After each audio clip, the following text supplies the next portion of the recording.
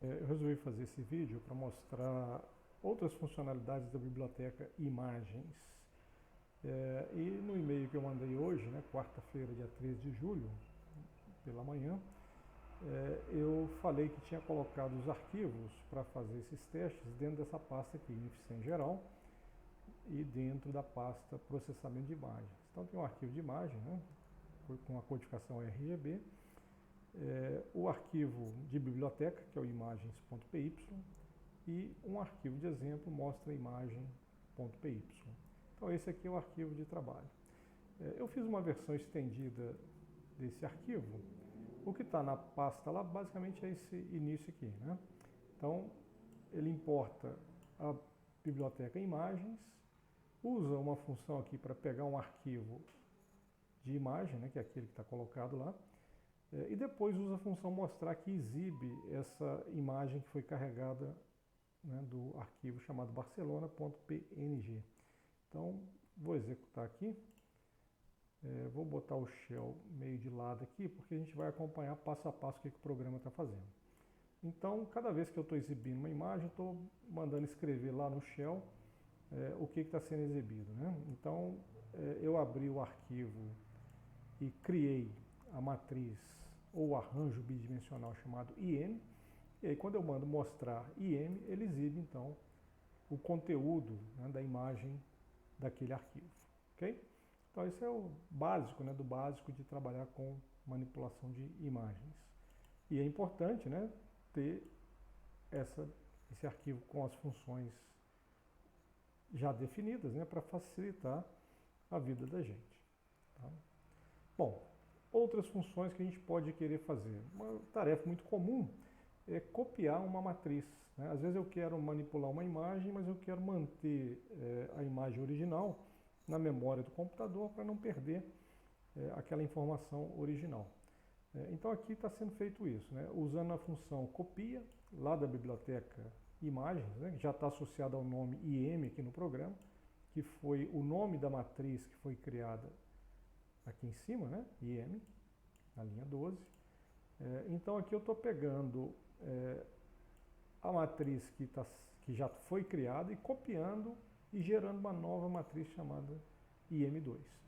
Então aqui estou fazendo um processamento simples, que é pegar mais ou menos metade das linhas da imagem e escrever na metade superior, então, os pixels pretos, né? Então a imagem vai ficar com a parte superior preta e o resto, né, vai ficar igual.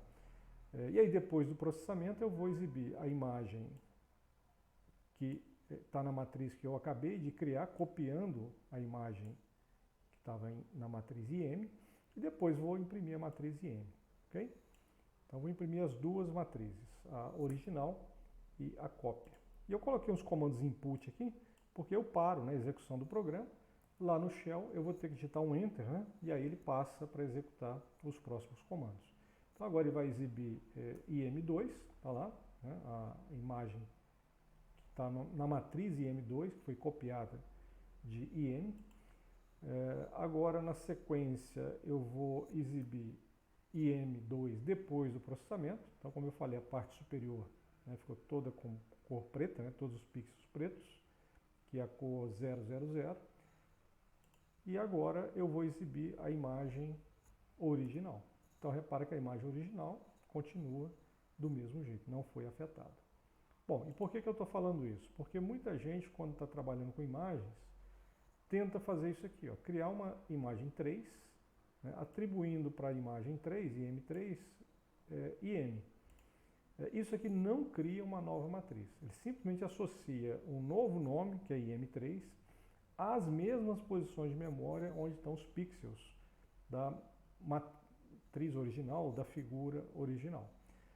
Então vou fazer a execução, né, desse trechinho aqui. Ele vai então copiar um identificador IM para IM3 e vai exibir IM3. Tá? Na verdade, quando ele exibe IM3, ele está indo nas mesmas posições de memória onde estão os pixels de IM, exibindo, na verdade, a matriz IM. Como é que eu posso provar isso, né? Eu vou fazer aqui um processamento onde eu estou alterando os pontos, né, da matriz IM3. E aí depois de processar, eu vou digitar lá o input, né? Ele vai mostrar o conteúdo de IM3. Então deixa eu ir para o shell, vou apertar o Enter aqui. Ele está mostrando agora o conteúdo de IM3. Né? Essa aqui era a matriz IM. Vou fechar a IM. Vou deixar na tela somente a IM3. Beleza? Então, depois de ter feito isso, o que o programa está fazendo aqui? Depois de mostrar IM3, ele vai simplesmente mostrar a matriz IM. Né? Então, vou dar um outro input, um outro Enter lá no shell, e vocês vão ver que a matriz IM teve os seus pixels modificados. Tá? Ficou igualzinho a IM3. Por quê? Os nomes IM e IM3 eles estão se referindo à mesma área de memória. Então, tudo que eu faço com IM3 vai refletir em IM. Né? Então, por isso, eu alterei a matriz. Então, na verdade, não foi criada uma terceira matriz aqui. Eu simplesmente criei um novo identificador para apontar para a mesma área de memória onde já estavam os pixels da matriz IM. Okay? Então, atenção para não cometer esse tipo de erro, né, na hora que estiver trabalhando com imagens.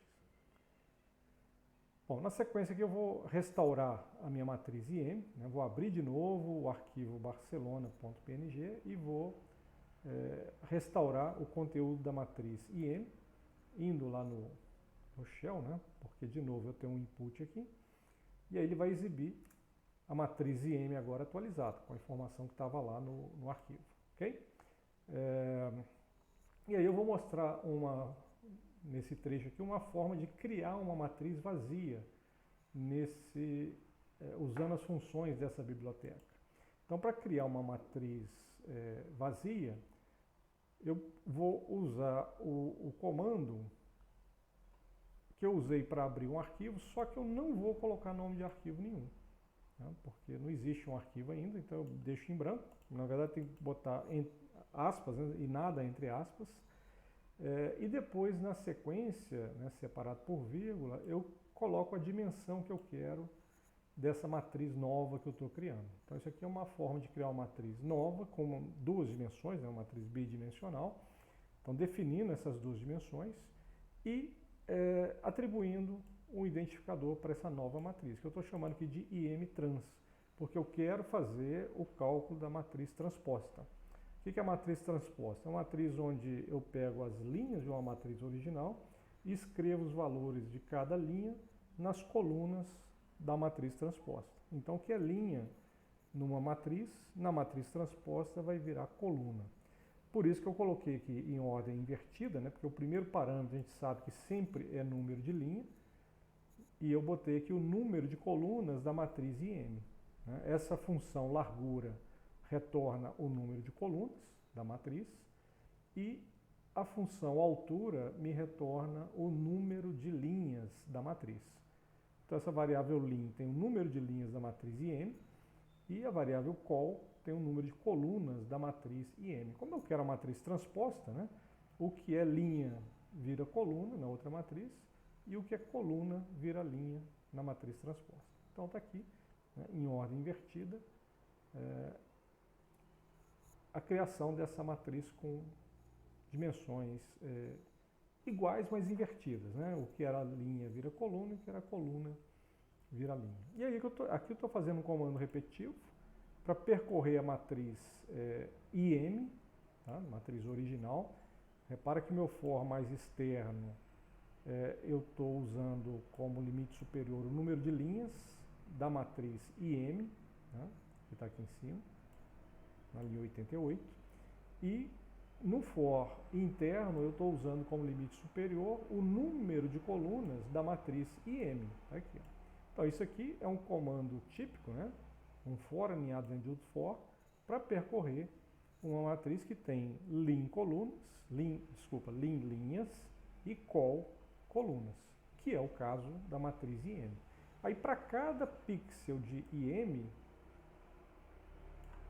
quando eu estiver percorrendo essa matriz, eu vou pegar e escrever, né? Vou atribuir aquele pixel para o pixel na posição JI.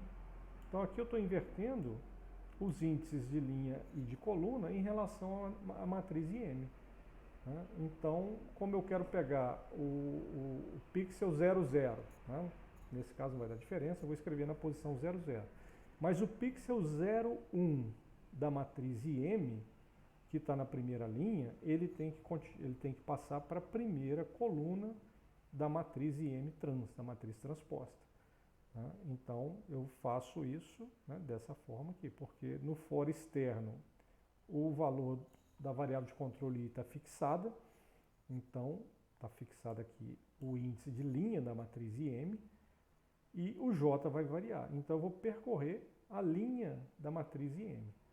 E para essa aqui que está invertida, né, o I está fixo, então o índice de coluna está fixo, igual a 0 inicialmente, e eu vou fazer o J variar de 0 a col. Então eu vou caminhar na coluna da matriz transposta. Então estou pegando os pixels de uma linha e escrevendo na coluna da matriz transposta. Tá? Então ao final eu vou ter um efeito de rotação da matriz transposta em relação à matriz original. Então vamos lá para o shell para a gente executar.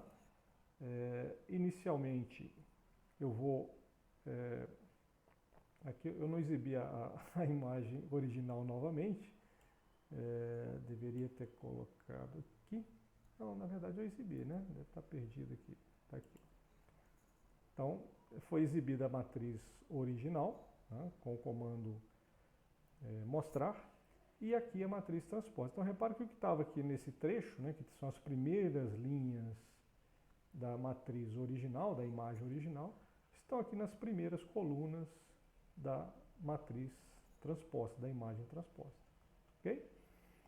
E trabalhar com imagem então é bom, né, porque aquilo lá que você via na matemática, né, em álgebra, que você achava que não servia para nada, né, você vê que tem muita aplicação. Né? Tudo que é operação matricial, vetorial, tem aplicação em computação gráfica.